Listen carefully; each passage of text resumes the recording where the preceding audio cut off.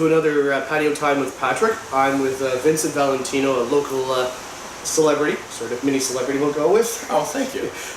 Unfortunately, we were planning to be outside. We may move there. It's started to decide to pour rain, so what the hell, we're flexible. We got the beer. We got the beer. Cheers. All right.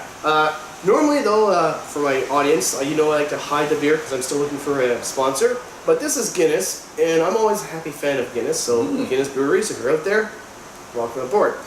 So, I know Vincent, I met you through filmmakers and actors thing in Ottawa. Oh yeah, that's right, that's right. On that. And so tell us a little bit about yourself for the filmmaking and acting part. We'll get into other stuff because you said you're a gamer as well. We'll get into that in a bit. So just give me a background of the dabbling in the film and all that.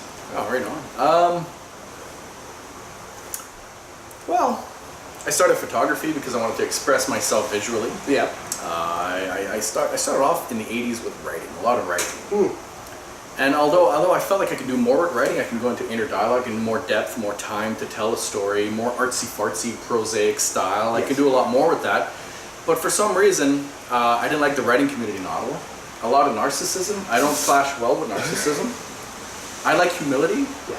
I am the most humble person in the world. The most. The most, I'm just saying, in the world.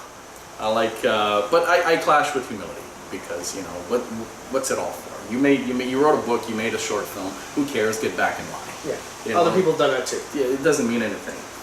It's the connections you build and the effect you have during the process. Then I started, grabbed the camera and I wanted to take pictures of stuff. I don't know why. I felt nostalgic, so that's where it took me, taking pictures of stuff of my youth. And then I got a little artsy-fartsy with the photography, incorporating death and art, and, you know, doing art like, you know, a dead field mouse in a Bible holding a cross. Artsy-fartsy stuff like that. It's all artistic masturbation. Yeah. And one time I was with a couple friends drinking beers on a patio, and they said, hey, we got cameras now and they have video capabilities. Why don't we just shoot a short film? I don't know. What do you want to do? I don't know. Just make something up on the spot. And I love that. And I've adapted that philosophy to filmmaking ever since. It's the process. We're supposed to have fun. We're relaxed. We improvise. We connect with other human beings. And because of that, I have very little follow-through. That's what my girlfriend would say. Yeah, I hear you on that one. So once a film is done, that's why I like short films. I like to move on to the next one because it's another experience. I get to connect with different people. Other people, get invited into their homes, be part of their lives. It's emotional. Then we move on. It's very transient. Yeah. That's my purpose for filmmaking. Ah, that's good. And I actually see you have an IMDb. There's a few things that you're listed for. The Monster Pool, 7 Deadly Sins, where you're a director of. I created the festival. The festival. Okay. I created the festival 4 years ago. And how's it going? Oh, I wanted to create something that would.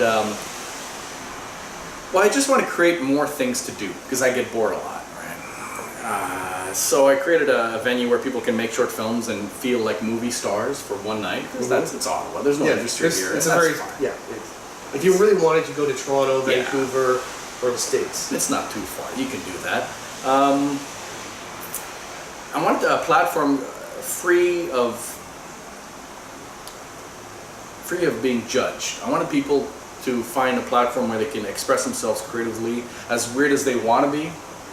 You know, they're in good company. So what we did is the first one, we had 25 filmmakers, and there was one segment, mine, at the end, that was a little too far. Okay. And people did not understand the satire that I was doing. And a lot of people were offended. A lot of people praised me for the, you know, it's like, you know, it's a government town, so you're going to get.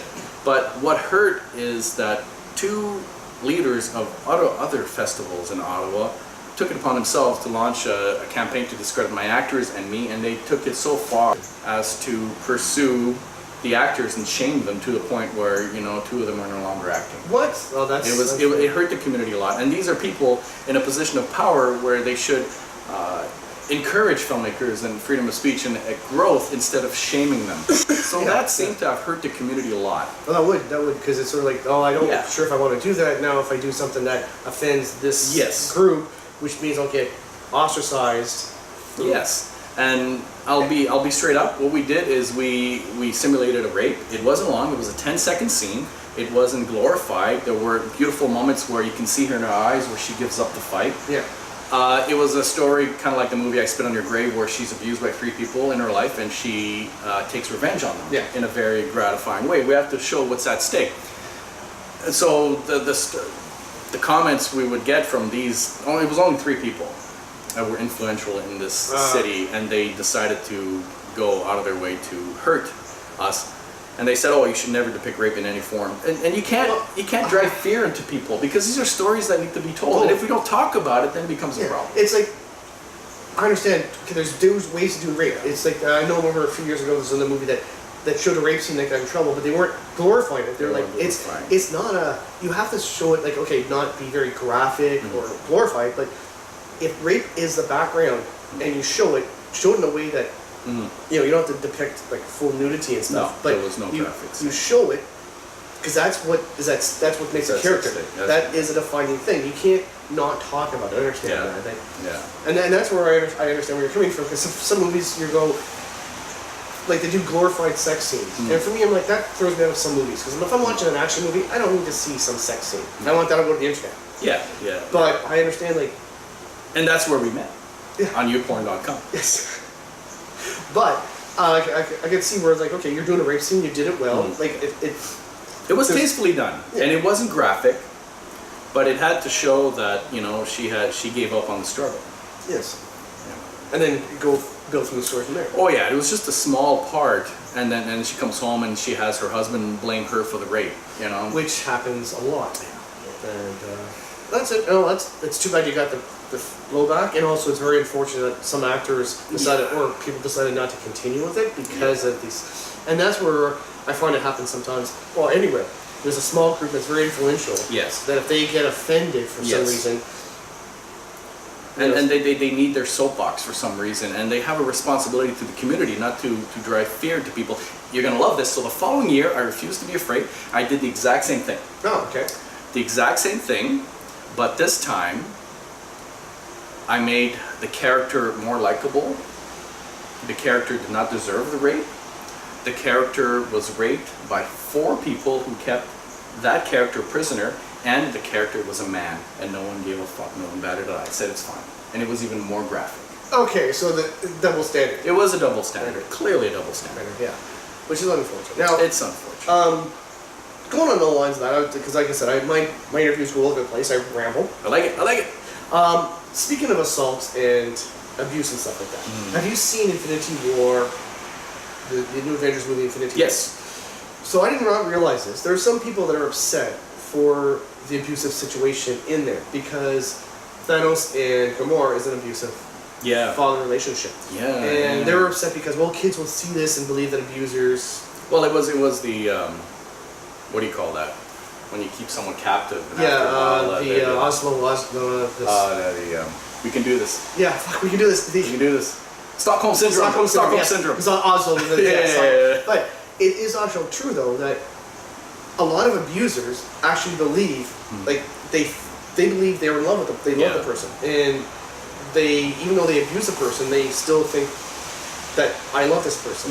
And the problem with abused people, they fall in those situations because they have that, unfortunately, psychological need. So I was thinking, because they have it in Disney movie, Thanos and Gamora is that sort of relationship, and people are like, oh, how dare they show this? Like, well, no, it shows that it's there. For me, it made the movie more interesting. It adds complexity. It's like, it shows that, I mean, maybe they should have said it should be rated R or 17 instead for little kids to show, but it is true. It's like, it's something we got to talk about. Yeah. Abusers and abused, it's unfortunately there. That happens. People get into that cycle, and that's what they say, the abused wife syndrome, or the battered wife syndrome. They'll say, oh no, but he loves me, and they will never leave. Yeah. And this is where, again, it does show that sort of relationship, because people are like, oh, Gamora actually loved him. Yes, in a weird, warped way, she does. Because she was just a child. And her all she knew was him. And she never had a chance from that to actually grow as a person. She never had a chance to do, to say therapy and stuff like that.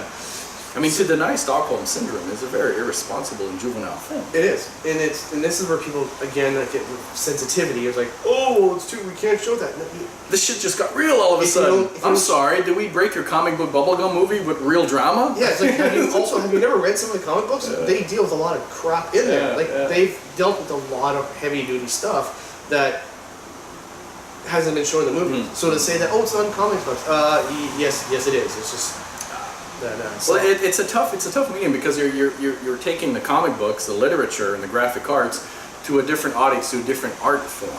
Yeah. A visual art form, and you got to make changes because some things don't work. No. Like Hulk narrating his moves, Hulk smash, does not work for a mainstream audience. No. It breaks you away from the movie. On the comic, yeah, it's great. It works, yes. But I dislike superhero movies, but I really liked the last two Marvel movies because all of a sudden they gave more depth to their antagonists. Yes. See, that's the thing. Is like that's what Marvel's been missing.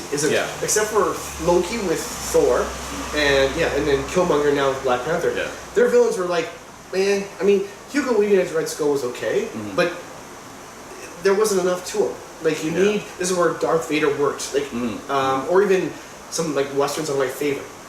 Because in the old westerns, they were like. That was a villain, but he had depth. He wasn't. But it's a human being. Yeah. You know. And that's where I find a lot of movies. Like, the worst I find are like the cop drama ones. Yeah. Where the bad guy's a bad guy because it's my character. It's very one-dimensional, and it's irresponsible storytelling. But some people like that because the audience, a lot of people don't want to believe that a villain could be sitting next to me. That could be in my yard, in my home. We don't want to humanize. But we don't want to bring this into our lives. But that's most people. Yeah, that's most people. This is where like Avatar. I hated that movie. I love the scenery. I love the effects. You mean Pocahontas? Yes. Okay. But the villain again, the Colonel, one-dimensional. Yeah. There's no depth to him. It's like, what's his motivation? Why should I care? Yeah. It's like okay, Thanos. Like I said, he's warped, but you can still sort of see, where he's coming from. He's torn. Yeah. He's torn in he's many trying directions. to save a lot of people. He's doing it. Yes, he's doing it the wrong way. But at least he has a reason besides just, I'm going to take over the world. Why? Because I want to. Well, at the same night I watched Justice League, and talk about one-dimensional villain. Steppenwolf. I have no idea what this guy's problem was. Oedipus complex. Mother. Yeah. He's got an issue with his mother. Oh, Oedipus complex. Oh, there we go. Yeah, because he misses the mother box. Yeah, it's like what? And what's his deal? And he's like, you can replace him with any name, anything, and you're not missing anything. And but speaking of, was it James Brolin? Is that his name? Yes. Then the next night I watched Deadpool 2. Wow. Well done. Yes. Wow, well done. I was actually worried about that because the first one they did on low budget of $50 million, which that's low budget for Hollywood now. Like, holy crap, $50 million. But it worked. And then all of a sudden, here's a $200 million budget. And whenever you get that much, studio tends to want to have a little bit of influence. And you're always worried, but it worked well. And so the villains, like the new, like I was going to say, I'm more sci-fi type one. I don't know, what's your favorite type of genre, movie or? I do like sci-fi, intellectual sci-fi. My favorite is drama, really slow-moving, slow-paced character drama where nothing happens and everyone dies and you feel like shit at the end. Well, okay, so no country very for Old Men. specific. No Country for Old Men. You must have loved that one. Yeah, a bit, not so much. More of the Atonement, more of the Cold Mountain, What was that one, the really long... Chick flicks on steroids. The one with Viggo Mortensen with the end of the world. Oh, The Road? The Road. Yeah, it's not too bad. I like more drama that happens, where I can relate to. Where people and connections and relationships and emotions. Life. Loss. Yeah. I like specifically when there's no closure to be had in certain movies where it just ends. Like Philomena was one of the last ones I saw, and I loved it. I thought it was the greatest movie I've seen in the last 10 years. It's so tragic, and it's so beautiful. But you don't know at the end what's... Well, I won't spoil it, but it's just so beautiful. Now, you're also a gamer, I found out. I did not know this until you came here. Yeah. You've been doing it for quite a long time. We won't say how many years, because that sort of dates us, and we're just not going there now. I like gaming. Yeah. So when I was a kid, my dad used to go drinking and would take me with him, and he would leave me in the bar with some quarters, or I could have sworn it was nickels. It wasn't nickels. It was quarters. Right? It was quarters, yeah. Right, because I don't know why. For some reason, he gave me, I think, nickels. No, he gave me quarters, and I used to play, Galaga and other games. And those are fun memories. Yeah. Fun memories. Oh, I remember those in the arcades and stuff like that. Tabletop. Tabletop, yeah. Did you ever play any of the football games as well, or just the? Only when it came to Nintendo. Yeah. But it was pretty good. It was pretty good. Because we're creatures of association, nostalgia, right? We connected the things in the moment we felt at that time in our life. Yes. And when we connected that again. And Hollywood knows this, though. I was going to say, this is where like I have the '80s surge is coming back. Yes, it's like Jurassic Park, Jurassic World. Ready Player One is basically nostalgia for nostalgia's sake. Yeah. Oh, don't forget the Netflix one, Stranger Things. Stranger Things. And It. But Stranger Things, actually, even though it's nostalgic, they do have a good story. Yeah. I'll give it credit. It is basically, oh look, everyone's going Ghostbusters and D&D and all that stuff, but it does have a good story. Like good actors. Yes. Those kids are wonderful. Whereas, for me, Ready Player One was basically, here's all the fluff of nostalgia. Yeah. We'll sort of have a story, but it's more like, oh look, there's Donkey Kong and there's this and Chucky. And it's like it's odd because I did enjoy Ready Player One, but I would not watch it again. And I expected more from Spielberg, the guy who over dramatizes, everything. There was no depth. Passion. I felt he didn't have any passion. It's sort of like, I'm doing it, and then although the scenes that did involve in the Oasis, where he's actually in the real world where they're driving around, that had more depth to it. You feel that's where actually he started again. Okay, let's do character stuff. Yeah. The other one is Solo. For me, was definitely the view. Oh, I haven't seen that yet. Don't. No, because it's basically like they have a checklist of. Han Solo, here's stuff that we have to have in the movie. You have to have Chewbacca, have to have the Millennium Falcon, have to have this and this and this. And they cram it all into one movie on purpose. There's no building of anything. He's basically the same he was then as he is in the start of the series. But sometimes that works. I mean, look at Ghostbusters. There is no character development. They were the exact same at the end as the beginning. Yes. But that worked. It worked. Because more improv, they're having fun, and you can tell the difference between Ghostbusters 1 and the second one, where there wasn't as much chemistry between the actors. But yeah, when you get good chemistry, then it works. You can tell people are having fun. And then it's like, okay, just go with 48 Hours, or the first Beverly Hills Cop. It's like, here's a basic script. Excuse me. But go with the flow. And if you get good chemistry between the actors and all that, then you're just like, okay, well, we're just going to sit back and film and go with that. Now, I'm going to follow up more with your acting stuff. Or writing, because I also love, I found with writing, you're right, you get more in depth. And I love reading. I can read all sorts of books. Because there's more development in the character than you can do in a 2-hour movie. Because in 2 hour movie, we got to develop the guy, make him, and go. Oh yeah, absolutely. What is your pet peeve as an actor? As an actor? Yeah. I don't consider myself an actor. Well, you've done some acting. Oh yeah, just my own crap. Yeah. Let me think here. Pet peeve. Yeah. As an actor. If you have one. If you don't, that's fine. You can be just too busy. Well, in Ottawa, I can speak for Ottawa. In my experience, is that it seems like a lot of the filmmakers are taking for granted that the actor here is volunteering their time. And without an actor, you have no film, and it does feel like they are commodifying the actors. And I think that's wrong. Because go out, make a movie, create in a bubble, you'll see that it doesn't work. The actor is trusting you with their talent and their image. Well, you wouldn't have a product without them. You wouldn't have a product. So I see a lot of that, and that does bother me. But it's not me to create conflict. It's just me to lead by example. Yeah. Well, I'm saying, again, this is not a big. This is more like what's one of your pet peeves. Pet peeves. Now, a pet peeve as a director. A lot of people would take themselves way too seriously. For me, I strike a fine line between being pleasant, having a great time, and being completely silly, to being professional. You can achieve both. You don't have to be one or the other. You don't have to be completely unfocused, and you don't have to be anal about it and make everyone's life unpleasant. You can be both. It takes a lot to be a filmmaker because you need to be a people person. You need to learn how to work with people. And a lot of people don't have those skills. They just want to create, and they say, Well, it's also because you're interacting with different types of people, and you have to be able to, okay, this person needs this type of interaction, this person needs that type of interaction. It takes patience, tolerance, people skills, understanding that it's never going to turn out the way you want.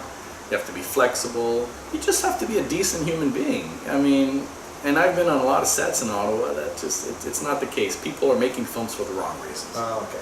For the wrong reasons. And they get burnt out, and they get angry and jaded, and they stop making films. And they blame everyone else. It's like, dude. Yeah. You're making a film, who cares? Yeah. Just make it pleasant for everyone. And well, it's also like you said, it's not It's not a. You're not paying people for this. It's a pet project, which I can understand people get emotional with their pet project, but it's also, okay, people are volunteering their time to help you with this. Because they're volunteering, you should give them more leeway for things, because it'd be different, okay, I'm paying you to do this, then you can have a bit more, I feel, a bit more say of like, okay, I'm paying you for this. When you pay for something, you could demand a bit more. But if you're doing a lot of volunteer work, or asking for volunteer stuff, then it's like, okay, well, these are people who want to help you realize your dream. So be a little bit more flexible. Yeah, and unrealistic expectations and disillusionment and just all these things come down. A lot of people aren't built to be a filmmaker. No.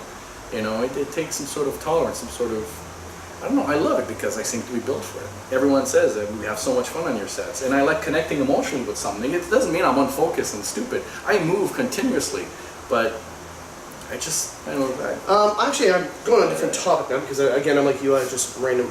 That's right, 9.5 inches. This is one where sort of deals with recent stuff. Now, Scarlett Johansson got in trouble a while ago for the movie Ghost in the Shell, because they considered. I saw that. Yeah, they considered it. Well, it's whitewashing because she was playing, a Japanese character. She was. But it wasn't, because I've read the original books, the comics, the manga. That person was not really identified as Japanese. Her brain was Japanese, but her body was manufactured. Yeah. So there's nothing really that's Japanese about it. Like, the body was manufactured, so it didn't actually look too Japanese in the comics or the manga either.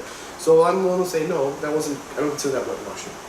Now, the one I'm going to ask you about is, okay, the recent one where she's going to be playing a transgender person. Oh, I didn't hear about this. Yeah, there's a new movie. She took the part for being transgender, and a lot of people were like, well, how dare she play a transgender, because there are some transgender actors and stuff like that. Well, it's like the deaf community in filmmaking. Yeah. You have to cast someone who plays the role of someone who's hearing impaired. You have to cast someone who's hearing impaired. Well, it's a code. But for transgender. But do you? Because the thing is, as an act, like, I understand you try to get that, but as a director or producer, you want an actor who. You got to do what's best for your movie. Yeah, it's you like, got to do what's best. If like it's like someone who's deaf, but it doesn't act very well, or someone who's can hear but can really act really well. It's my movie. Yeah, it's your movie at the end. I want someone who can. You don't owe anything to anyone. Yeah, so that's what I'm saying. Like, for this is not the union. You don't have to deal with Teamsters extorting you. I mean, come on, dude. But that's where it's like the transgender was like. I understand. Yes, there are transgender. Well, look at all the movies. Transamerica. What's her name? Look at Normal with Tom Wilkinson. Yes. Look at so many great. And it's also the same thing for gays and lesbians. It's like, well, how dare this person play a gay? Like, well, yes, there are. I understand. It's getting better. But if that's the best actor. Yeah, that's the best actor. Then you've got to. It's acting. It's a role. It's a movie. And if someone can play, because you need the emotion, you need to be able to see the emotion in people's faces. When it comes to a business and a product, you don't owe anything to anyone. Yeah. And that's where I was looking at going like, okay, I find. Is she the best choice casting wise? I don't know. I don't know. What's her range? I don't know. I've never really felt she has a great range. I do like her, but I don't never felt that. Well, that's just they could have recast that. I think. Like, okay, Daniel Day-Lewis. Yeah, is she gonna duck face all the way through the movie? I mean, come on. Well, that's just it. It's like, I know she's a big name, and studios, because it's a product. They go for name recognition a lot of times for movies. That's why The Rock's doing so well now. I mean, he really can't act. Although I do appreciate his range for some movies. But he has smoldering intensity. He does. Come on, that's awesome. How can you not like that guy? But that's the thing. I can understand where you're going with him, because he's a celebrity. You pay to see a celebrity. You're putting $200 million into a movie, at least, because nowadays it's 180 for some movies plus marketing and everything else. So $200 to $300 million. That's a big chunk of money. You want name recognition. It makes sense. It's like what happened to Chris Pratt in the last Jurassic World. Yeah. What's her name? Wanted more, but they forgot that. He got a 2 million more, $1 million more. $1 million more. And she was freaking out, but he forgot that when he did what's that movie? That sci-fi movie. Guardians of the Galaxy? Jennifer Lawrence. Oh, Jennifer. Oh, right. Passengers. She got $5 million because she was the bigger draw. How quickly we forget that. I mean, it's about the name. It is. And Chris Pratt's a bigger name. I'm sorry, he's the bigger name. And back then, Jennifer Lawrence was. Yes, exactly. It's everything in perspective. It's like it shuts people up. But then this is like, come on, dude. And it's like, if you don't like it, like, I understand if I was going to a movie and you're like, okay, you're going to be the main character, but The Rock's going to be secondary. We're paying him more.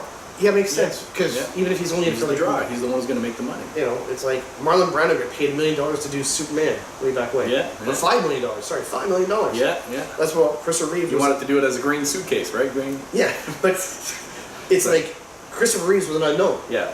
So you need a name. Yeah. You put Marlon Brando in there, people go, oh, Marlon Brando. You only got $5 million for that? Well, yes, because Christopher Reeve's an unknown. And that's where it's a tough one, and that's where. Like, I'm the same as you. I like dabbling. I like having fun and doing stuff like that. Sorry, we're going all over the place here. Squirrel! So do you still do writing, or are you fully into the visual? Well, I write my own scripts. And I'm evolving, which I like the word evolving because it doesn't mean getting better. It's just in different directions, maybe coming back to, but I am learning from my mistakes, and I make a lot of mistakes. And they're great. The mistakes are great. I believe as a filmmaker, you need to be a storyteller. You need to write your own material, otherwise you're a film producer. It's like saying, you're an artist, you're a painter without ever touching a brush. I'm sorry. A story is very important. Working with the other human beings and actors and connecting with them is important. Understanding the visual, recording, and even cutting your work is important. So to be a real filmmaker, I believe you have to master all of those arts. Otherwise, you're just doing a job. You're just doing one part of it. Yeah. Or you're just a film producer. I insist I don't do any other work for other people. I just write my own crap all the time. And at the end of the day, I have to make myself happy because I look at all my films like a photo album and I go through them. And they're memories from my life, and I have to have a sense of pride of that. And if I do something that is someone else's work, it's not mine, I don't feel connected to it, I'm not proud of that. I think sometimes if there was no one else on earth, would I still make films? And there's your answer. If you can answer that and you say no, then you know what you're doing it for. Yeah. It's got to be for you at the end of the day. I think I'd still do stuff because I make stuff up in my head.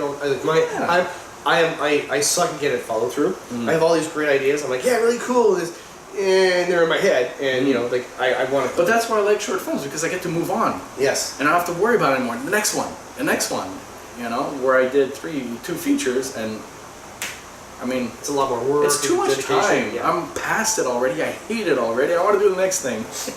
And that's okay. Short films are for me. Yeah. Even though short films don't go anywhere, I don't care. It's not about that. You're enjoying doing it. It's about everyone has the right to have a creative expression. Yeah. Everyone has the right to grab a camera and be a filmmaker. Right. And I think nowadays, because of the technology and all that, it's accessible. It's exactly. Because in the older days, you still could make movies with your buddies, like you said, when you were back in those days, but no one else would see it. That's right. It's not. I know it's not. But also back then, it meant something to be called filmmaker. Yes. And now everyone who paid a lot of money for education and stuff, they're all jaded and bitter, and I understand that. Because they went through the whole thing, and now there's people with an iPhone going, hey, look, I edited my movie. Which I did too. Everyone has the right to express themselves creatively. Don't feel threatened by it. Yeah. The world changes. Everything new meets resistance, and it's going to change. Yeah. And like I said, people on the iPhone, they'll yes, you can tell the difference between a well-made one and a shitty one.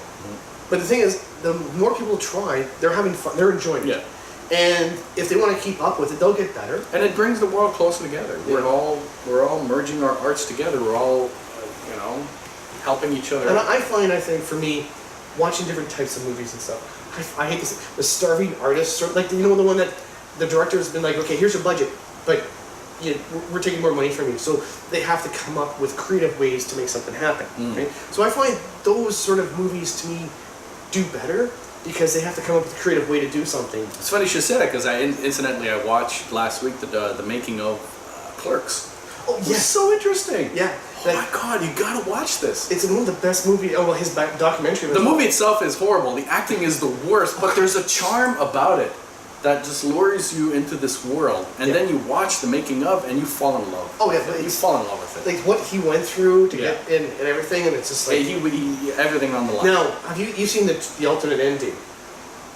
I think in the documentary there was where he gets killed. He gets killed. Yes, I wasn't even supposed to be working today and stuff. Yeah. Now, which I can see where he did both where he did both. The one where he ended it without anything happening, one where he got killed. I like both, honestly. I like the fact that he builds up and he finally has the courage to make a decision and change his life, and he gets killed. Yes. It's like a person meets their love of their life, finally reuniting across the street, and they cross the street to meet, and they get hit by a car and he dies. But I love that bittersweetness. Yes, like that's like, and I wish more films did that. I love that.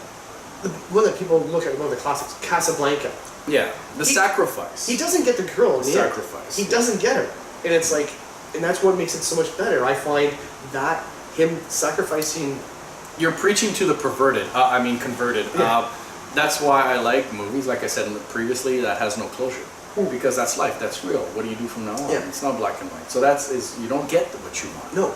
And also, either life goes on or doesn't. Yeah, and that's where I think I agree with you. Like, I like both endings, but I could see, like, why people wouldn't like the original plan where he gets killed. But for me, I'm like, but they want a reward. They want a treat for paying attention, like a dog. I mean, exactly. come on. Well, it goes back. Do you remember Lethal Weapon movies? In the second one, Shane Black, the writer, originally planned for Mel Gibson's character, Riggs, to be killed, because that he. Oh, in the second one. Yes. Because he figured that finished the arc. Because he's like... A buddy comedy and killing the other guy? And that's where the producers and all that went, no, Riggs gets killed, right? Like, killed, but because he wants to die. But do they plan to make a third one? No, that's it. The producers went, no, you can't kill him off. He's too... But he's like, but that's... This is a franchise. Exactly, but he's like, that fits the whole... It's a story arc. I've done over 2 movies. He's grown, but now he's accepted he and then the movie becomes about the other guy. Yes. Yeah. And I'm like, that would be worthwhile, but sometimes, this is when you get the big budget. Studios go, well, no, we have an investment in here, and we don't want anything to happen to him. But you can bring him back. Who knows? I mean, they're going to do it with Avengers. Everyone died. Oh my God, so dramatic. That's why I hated the ending. Well, okay, sorry. Loved and hated. Yeah. There was some good pathos there. Tom Holland's Spider-Man. Yeah. I don't want to. That was a great That was a great scene. That was beautiful. But I'm going, but dudes, I know they're working on another Spider-Man movie. So he's coming back. They're working there's another, Guardians of the Galaxy. There had been another Guardians of the Galaxy movie planned. These are successful franchises. Yeah, it's like Black Panther made over $1 billion fucking dollars. They're not going to just walk away. They're not going to go, oh yeah, thanks dude, you got $1 billion for us, but we're not going to do another movie. Hell no. So, and that's where it's like, it's the most successful Marvel movie domestically, Black Panther. Yes. Whoa! and that's where I'm going, there's no way they're going to let him die permanently. Yeah. This is where I was like, if you killed off people that you knew were in their contract, Iron Man, Captain America, Thor, those actors, are basically done. Well, Robert Downey, right? I don't think he wants to come back. No. I think they're going to kill him off permanently. Well, I think so. But they would have been nice if they'd done it at the end of this one. Yeah. And then have them come back sort of at the end. But when those people die, you're going, their contract's up. They're not coming back for the fourth. Not coming back. Because you can see it, right? You're like, oh. Well, don't play all your cards at once. Just play them a bit at a time. And then when you're going, we know there's another Spider-Man movie. We know there's another Black Panther movie. We know this and this. It's like, yes, the death scene was good, but it's not going to follow through. Because also, if you know comic books, no one stays dead. And who killed Samuel L. Jackson? Yeah, seriously. Yeah, I know. That's who's gonna just give this guy who's gonna come back and kick someone's ass. You can't kill me, motherfucker. Give him a purple lightsaber, all right? Yeah, exactly. He said that line in 2 movies the same year. You can't kill me, motherfucker. It was what was The Long Kiss Goodnight and 187. It's the same line twice. Actually, Long Kiss Goodnight, I like that one. Yeah. With Gina Davis. Yeah. That's good. That's people dissed it, but I'm like, it's well done. No, and there's some good sequences in there. Yeah, and so now I'm going back to your directing, writing sort of thing. I'm still learning. I don't know everything. I'm still having. It's like I look at some movies and I go, it throws me out when I'm watching say like a Bourne Identity or other stuff. I know there's suspension of disbelief, but when there's some things like that that doesn't make sense. Like when they jump through windows in. Superheroes jumping through windows, I have no problem. But normal people in certain cases are like, okay, that throws me off because it wouldn't work. Or why is that phone? How can he call this at this point in time? Like people's cell phones working in the middle of nowhere. We're like, I can't even get freaking Rogers connections in some people's basements. Yeah. So that's what throws me off. What throws you off when you're watching some dramas? Like, that's a good question. What throws you out of the world where you're like, wait, that doesn't work? It throws me off the illusion. Well, first of all, let me start by saying, luckily, as a filmmaker, as a director, I can suspend my disbelief, and I can enjoy. It does. That helps suspend the disbelief. The beer. The beer? Yeah. I don't drink that much. But I'm able to not critically watch a movie. I'm able to enjoy it for what it is. I'm able to inhabit that world. And a lot of people can't do that. And I'm happy. I don't care for them. But because I like watching, I never think critically of what I'm watching. I just enjoy the emotional truth of something. And what resonates for me is the emotional truth of anything. But what takes me out of a movie, I don't know. I've always been able to inhabit a movie. I'm very partial to drama. I like dramas. I think anything that is not a drama. Yeah, it could be that. Anything that is not realistically portrayed, anything that is sugar-coated, anything that is pandering to the audience, to me, the viewer, takes me out. See, for me, I'm not a big fan of a lot of comedies sometimes because they're forced. It's a lot of, we force a situation on purpose, we have reactions based on, and I'm like, no, like I like drama comedies, action comedies. Dramedy. Well, because there's like the drama, and comedy happens as it does in real life. Because yes, you have the people that when they see a dead body will do a stupid joke because that's their way to cope with life, right? Yeah. Cue the hoop. Yeah. So I understand that. Those I work with when it's like, oh, we have to force a joke here. So it's contrived. Yes. Okay, I get that. And like I said, like dramas that have comedy in them, when it's done well, are perfect. You're like, okay, that's good. Well, As Good as It Gets is one of my favorite movies. Yes, because they do both perfectly. Yes, except for as a Canadian, you're like, just go to the hospital. Go to the hospital. It's free. But yes, the way they did that was overall well. Yeah. People give me shit because they're like, oh, you criticize the movie too much. Like, no, I'll still enjoy it. I can sit and watch a movie and enjoy it. Like for me, one of my favorite actors is actually Bruce Campbell. Because he's done a lot of schlock. He's the king of B movies. Yeah. And he's made movies that... But he's got presence. He does. But also, he put it well. He's like, we get to do movies that no one else will try because they don't want to put the budget behind it. So we come up with $1 million and we do something that is out there, but we're doing it for ourselves. And that's what I'm willing to... Like, I like movies that try something different.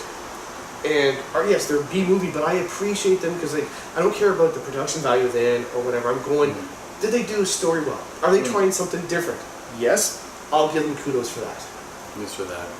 Speaking of which, one of my favorite comedies is Tenacious D and the Pick of Destiny. Oh God, that was hilarious. Because Satan is not in a guitar pick. It's in every one of us. I love that movie. It's so creative. That was hilarious. And the music is so good. Yeah. That was one of my favorite Jack Black movies. It was. The other one actually I like, believe it or not, Tropic Thunder. Yeah, Tropic Thunder. Year One. Year One, yeah. Actually, World's End too is another one. Oh yeah, that was a pleasant surprise. Well, it's also like who sees like a 20-foot, Satan's 20-foot slog waving back and forth. It's like, okay, fine, So yeah, those are comedies that work for me on different levels, but I can sit and watch movies. But for me, it's like when they do spy movies or certain ones, and you're just like when people get shot and then just walk away from it, it's like, okay, you just got shot in the shoulder, but somehow you're able to keep going. That's. Well, speaking of which, I recently rewatched a lot of scenes from this old thriller movie called The Sixth Sense, as and I forgot how fucking good it is. Yes. I saw the scene where he dies at the end, and I'm like, it's so organic. He's lying on his side. He's like, it's okay. I think I'm okay. I think it just went through. I think I'm okay. And he slowly fades away. Yeah. Oh my God, that's so good. Yeah, no, that was back when M. Night Shyamalan had a Shyamalan. Although I heard his new one is pretty good as well. I can't remember what it's called though, but yeah. Well, Glass is coming out. Glass is coming out. Split. Split. And I still haven't seen it because I was sort of like, neither have I. Shyamalan. I'm like, but I've heard it's really well done. And yes, it actually ties in with the world from Unbreakable, which is another one. Even though it's technically a superhero movie, it's. But they humanize it a lot. They do. Yeah. Well, and see, I always like. It's got a whole different fan base than the Marvel and DC moviegoers. Now, Do you read comics as well, or No, but I did have a great big comic collection when I was a kid. Yeah. But I never read them. Just had the collection because I read Watchmen, the original Watchmen graphic novel, and that's where he's deconstructing superheroes. He's making them. This is what it'd be like if people had this power or this sort of thing. Yeah. They'd be narcissistic assholes or all sorts of stuff. Because seriously, who goes out and puts on a costume every day and beats up other people? Yeah. I did like the movie. You know, and people diss it because it's like, oh, I don't get it. It's like, well, the thing is, he was making fun of the comics. Yeah. Like, he was trying to show you're putting your faith in people that are not perfect. Well, if they don't like it, they gotta go see Green Lantern Part 2. I don't know. God, yeah. Whatever, man. I kind of enjoyed it, but I don't know. Leave me alone. No, it was, You gotta know what you're walking into. Yes. But again, this is where I found that movie didn't work for me because Ryan Reynolds was not the right part or the right actor. Just let Ryan be Ryan, yes, and you're good to go. Just press the record button and walk away. Yeah. Well, exactly. Deadpool, he is perfect for Deadpool. Yeah. He was meant for this part. Because Deadpool is Ryan Reynolds. Yes. Now, that brings up to another question I have for you. Okay. Let's say you could be in any movie. What acting part would you want to be in any movie that has... As an actor, okay. Yeah, like, what do you go, like, even back to, like, I don't care, I mean, Cleopatra, or, you know, all those ones, or a movie that hasn't been done yet. What would be your perfect part for you? Like a known movie? Or no, even anything. Like, it could be, if it's one of your classic movies, like, that's the part I would want. My brain never goes that far. Let me think here. That's a good I tell you, I bring up... Oh, okay. I put you on the spot here. Oh my god. Oh yeah, let me think. It's weird. I have different... I like all genres, but I really prefer drama. I put myself in my movies, a lot of my movies, not all, but a lot of them. Comedy. I like doing the comedy. I like doing the action, gritty detective, and I like doing the drama. So all of those three I like a lot. It depends how I feel, because I like being stupid, and I like being overly dramatic, and I like being really tough. Yeah, well, it's like when people say, "What's your top movie?" It's like, well, it depends on my mood. You can't say that. There's so many different genres. I could speak to what I would like to do right now, where my mind is at right now. I just finished a drama, and I was really emo, and I had to cry, and it was a horrible experience. I'm not going to cast myself anymore. I had to put Vicks under my eyes to cry. I'm just like, think back of something traumatic from your childhood, some grief or some unresolved issue. I had a happy childhood. I don't know. You know, like shove that onion up your nose. Just like, an onion. There we go. There's the tears. Just hold a gun to this puppy. Just fire away. I don't care. It's not gonna make me cry. So it piss me off, but it's not gonna make me cry. Where my mind is at right now, I want to get more artsy-fartsy, more symbolic, more abstract.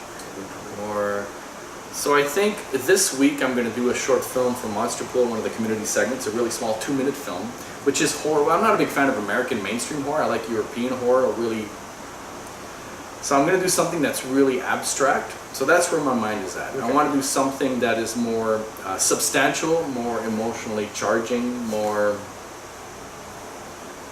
worthy of watching. I've never gotten in any festivals. I hold a record for festivals. I'm at 203 rejections. By the way, beat that. And I gave up because it's just there's this absurdity in festivals. I mean, everyone wants the festival to run a festival for the festival has to survive. It has an identity. It has nothing to do with the filmmaker. Let's be real. So, what the hell was I talking about? Where your mind is at now for the acting part that you want the festival, the something substantial. It doesn't have to be substantial. It can be like it's like. Well, because at the end of the day, I have to make myself happy. Yeah. Artistic masturbation all the way. Yeah. Buster Keaton movie, even if you wanted to be like one of the top pratfall guys going, like, you know.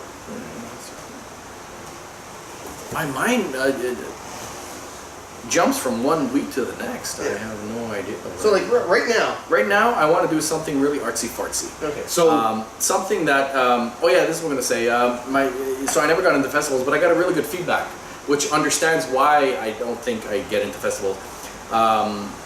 Someone says, hey, it's a great movie. And your movies, your dramas specifically, because your comedies are stupid and they're great. The best comment from my comedy is, it was stupid. I'm like, and?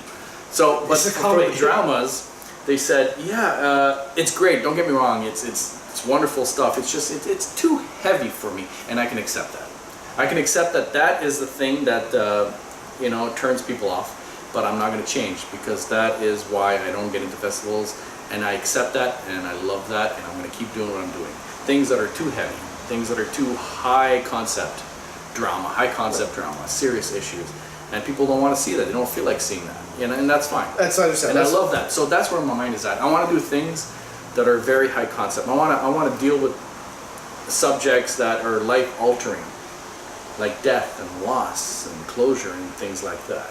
And betrayal, you know, not in a tacky way, but things that in a substantial way, where people don't want to look at.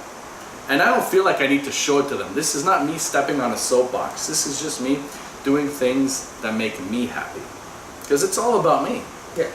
I'll be honest. Seriously, that's why most people get into the arts in the first place. Yeah. Like, it's, you know, yes, they want the validation from other people and stuff like that, but I do like some of that, it's nice. Yeah. but it's, again, even without an audience, I'd still create. But you still have an answer though. Oh, okay, yeah. What parts Specifically. Yeah. Oh my god. Okay, specifically. Could you see yourself like, right now, I want to be, you know, like, say, to live and die in LA. I want to be that character, or you know, something like that. That's the part that you'd want to play right now. Oh yeah, I got it. Okay, so I started this character in 2013 when I first started filmmaking, called Vicks. It's a gritty private eye. Yeah, I saw that. Yes. Yeah, it's stupid, but it's fun. It's a great platform to learn and experiment. And it's a gritty detective that has a lot of humanity, that has a lot of, you know, he's very. I want to do that. I want to bring a character that is almost like a superhero, but in a human way. And yet you start to deconstruct him, and you see that he's Flawed. yeah, very flawed. I want to take a superhero movie, like kind of like Jessica Jones, which is one of my favorite Marvel. And speaking of heavy, like that's I like Jessica there's a Jones. lot of stuff in there that's. It's my favorite because, you know, it's not too, you know, superhero-y, and she makes no apologies for who she is. She doesn't stop to drink. She doesn't stop drinking. I mean, I just love that. I want to take something like Jessica Jones. I want to be Jessica Jones. Done. Okay. Done. Yeah. So is that like Vic's sort of? Now, speaking of, sorry, go back. That's a great idea. Yeah. Because you have the Monster Pool thing. You have Vic's. You have Buddy Wellington or Betty. Oh, Biff Wellington. Biff Wellington. One of the old features. Yes. I did. Now, how if people wanted to look at some of your stuff, how would they be able to view some of your stuff? It's all on YouTube. I believe everything should be free and accessible for everyone. All right. So if they looked up Biff Wellington, they'd be able to find the little short for it. Yeah, have fun. It's a 2.5 hour long comedy feature, which is very long for an indie, but I broke it down into 15 parts. As a web series, it works perfectly. Okay, there we go. So I'll put links up there and stuff like that as well for people. Now, I know you got lots of stuff coming up. Would you ever combine gaming into your movies? Because you're a gamer. Like, would you ever go, hey, can I do a movie based on Borderlands 2? Because they tend to fail, right? Because they tend not to do well because they always miss the point of what makes. Well, I mean, you got a fan base for game and a fan base for movies. I mean, what works as a movie, what works as a game. You're not going to please everyone. No, I like telling human stories. I'm going to continue telling human stories. It works. Yeah, it's got to be something I come up with. It can't be some other. So, what is your ultimate favorite? If you had to, like, I know I just said doing that. What's your ultimate favorite? Favorite what? Game or movie? Movie. Oh, bastard! Yeah, I know. I said I wouldn't do this, but you know, I lied. I can do top 5. Because again, I know it depends on your mood. Like, sometimes I want. Like, at the end of a work week, I don't want drama. I can definitely do top 5. Okay. I can't rank them within the top 5. Drum roll. This is Vincent's top 5. Well, I mean, okay, and some of it is influenced by nostalgia. Keep in mind, it's very corrupt. I like Phantom of Paradise. Okay. Why? What? Because at the time in my life, I was maybe emotionally vulnerable, and it resonated. I connected with it, and the music. It has a music element to it. It has some really weird scenes, some really weird storytelling. It's the retelling of Faust, essentially. It's a Brian De Palma, one of his second feature, I think. Yeah, way back when. Yes. It just connects emotionally. It's a very personal thing. Objectively, there's some good things about it, but I like As Good as It Gets because I really connect with the character. the curmudgeon, the OCD. You know, I really like that. You know, I like that. Oh man, that's tough. Okay, so yeah, no, like I'm sure there's a lot more. Well, like I said, I know it also depends on how you're feeling at the time and stuff. Like which movie you'd go. Like for me, I Melt With You. Okay. His movie came out a couple years ago. About so you're into the 4 chick guys. flicks. Yeah, I Melt With You is a very, very deep, disturbing movie. And a lot of people, it specifically targets a specific demographic, men in their late 40s. And I've showed it to some people, and they're emotionally disturbed for 2 weeks after they see it. Wow. It's very profoundly disturbing, but it reaches deep inside you. It's a journey that's worth taking. Okay, that's pretty cool. That's what I like about that. I Melt With You. I know. We'll put that. Have you ever seen Let Me In, the original Swedish one? Yeah.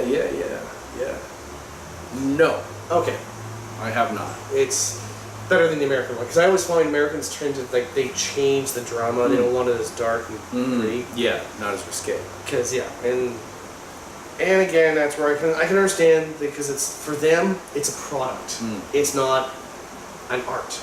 Well, yeah, they're investing a lot of money. This is why I like independence so much better because they're willing to take risks to bring their vision there. But in Hollywood, it's a product. Yeah. We got to package it like a certain way. Like it's the superhero movies I like right now, but I'm also getting to the point where I'm like, No.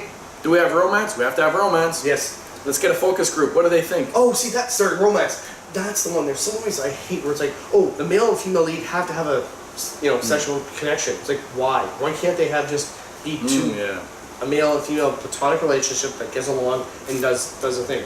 But it's like, no, there has to be a connection. There has to be sexual connection. It's like, no, it doesn't have to be. Like, why can't it just be they get together, they do things, and they walk away, and that's it?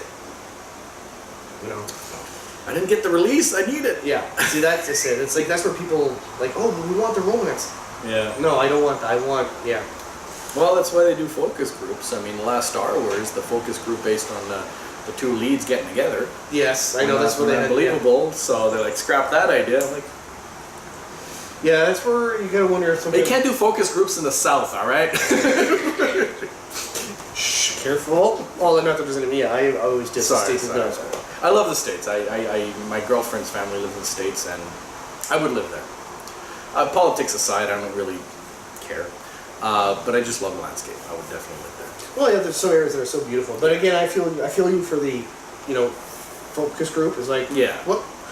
Because it changes the director's and the artist and the writer's vision, right? It's like, sorry, Vincent, we know you have this heavy drama and you want to do this, but the focus group said they'd rather see, a later comedy and then can we have a romantic lead in there? Romantic lead, yeah. But no, that it's a story about one man's, struggle. Yeah. Yeah, but what, the focus group who wants a female, and you're like, we're giving you money, you'll do it yourself. And that's where it comes down to, so, and if you're not well known like some of the top people, you can't say, no, I'm going to do this, I don't care what you say. But on the other side, a notorious filmmaker, someone who is established, can portray things in movies like rape.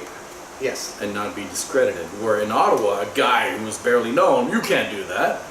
Well, but no, actually, I was going to say, even with the rape scenes on cinema, even they're well known, they can still get feedback. They're flash, blowback from it. But because this is what I agree with you. Like the independents need to be able to be there to say things that mainstream can't or isn't willing to. Because it's like humor. It's out there to sort of push the boundaries a bit because by pushing it, it makes you think about what we're trying to get to. Yes, rape is not something you want to talk about, but it's out there. You need to be aware of it. The sexual harassment and all, child abuse. There's a lot of things. And child abuse is another one. It's like, oh, but we can't show this. But if you don't want to, you still got to talk about it. Yeah, we need to talk. If we shut ourselves off from that sort of thing, then that's what allows it to continue. It's a ridiculous juvenile concept because for rape, for example, I mean, how many women do you know in your life that has been sexually abused in their life? Yes.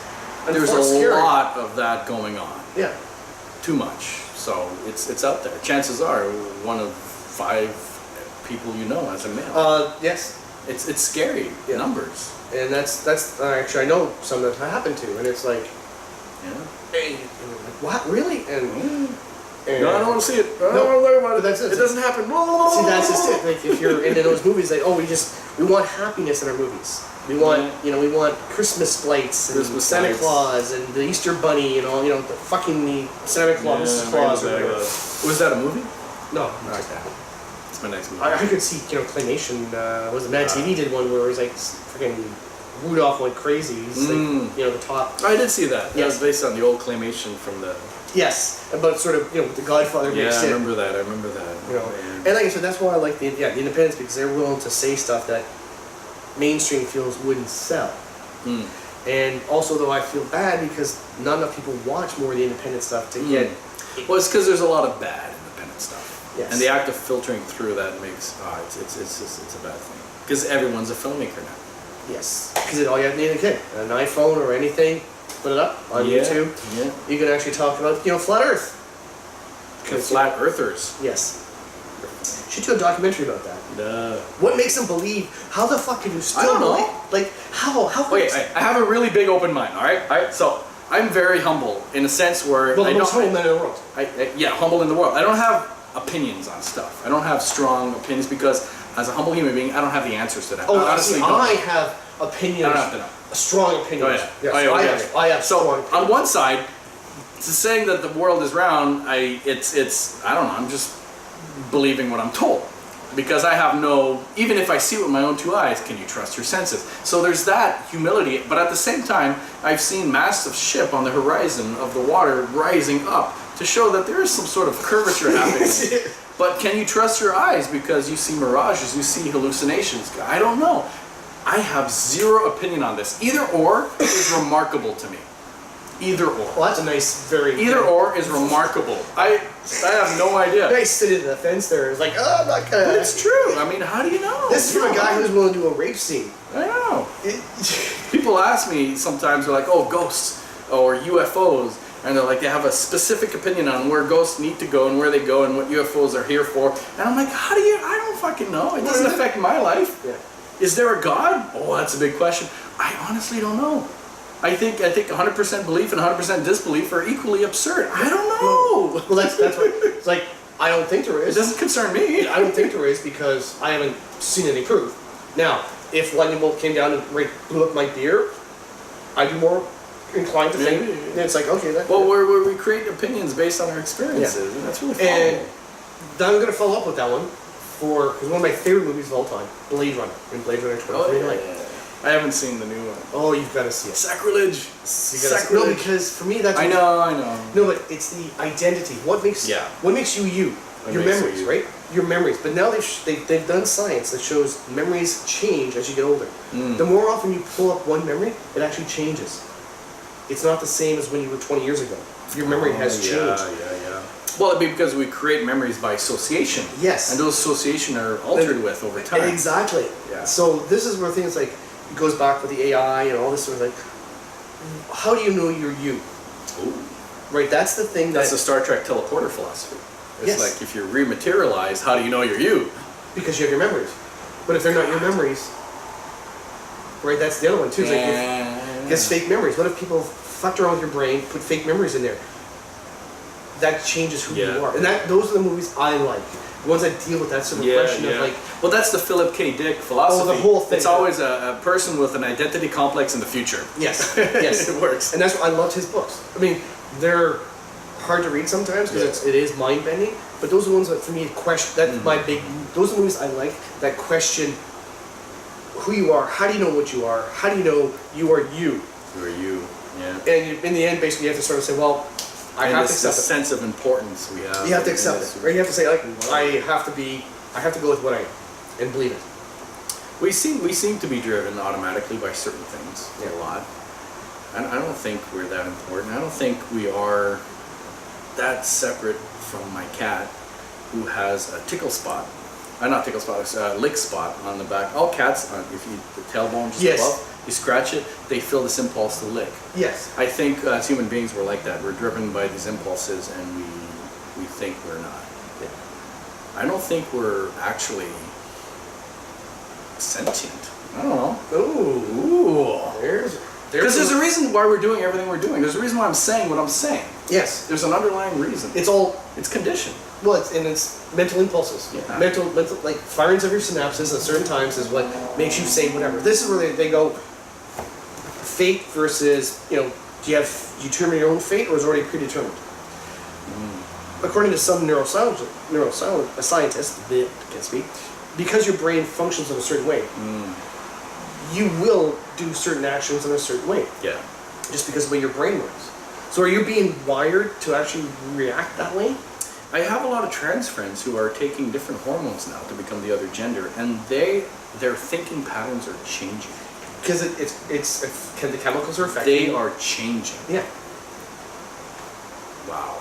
Puppets, man. Yeah. Puppets, And so dude. they're no longer technically the same thinking. I don't have to be important. I just have to be happy. Yeah. There we go. Well, thank you very much, Vincent. Because it's been all. Do you have anything further that you want to bring up? Well, that's it. It's over. Well, we don't have to be over. We can go more. I can talk all day, man. So it stopped raining. Yeah. You're doing the Monster Pool coming up again. Yeah, and I got my second feature coming up. Yep. Awesome. And you're doing a screening soon. Yeah. We won't say in when. October. It doesn't matter. Yeah, we won't say when. We'll post it up later on. And you can go, by the way, this is what it is. On to the next project. On to the next project. Yeah. And of course, obviously, you're going to do something different again, right? Because you don't want to be tied down to one type of No. thing. Are you going to do an Easter thing? Easter? Zombie Jesus. Zombie Jesus. Well, is he a zombie or a vampire? Interesting. Or a ghoul? Interesting. Because he eats flesh. But you think. We eat his flesh. We're the zombies. Well, yeah, exactly. I don't know. I don't think that far ahead. I just go with what feels right. See, I'm pushing you. I'm making you think, man. I never think that far ahead. All I know is this next short film that I'm doing, really artsy fartsy. That's it. I live a very mindful existence, just one thing at a time. Because when you're there emotionally, you set a checkpoint for you, and you say you're going to do this when you reach there. When you reach there emotionally, you're in a different place altogether. You can't predict how you're going to feel. Puppets, dude. Yeah. See how that tied. I like how you did that, man. That was well done. So, well, I'm going to say thank you very much, Vincent. Thanks so much. And everyone, thank you for watching. I will come back. Yes. With some great questions. Well, and I'll put links up for all your YouTube and stuff like that. And thank you very much, everyone, for joining us again. And thank you.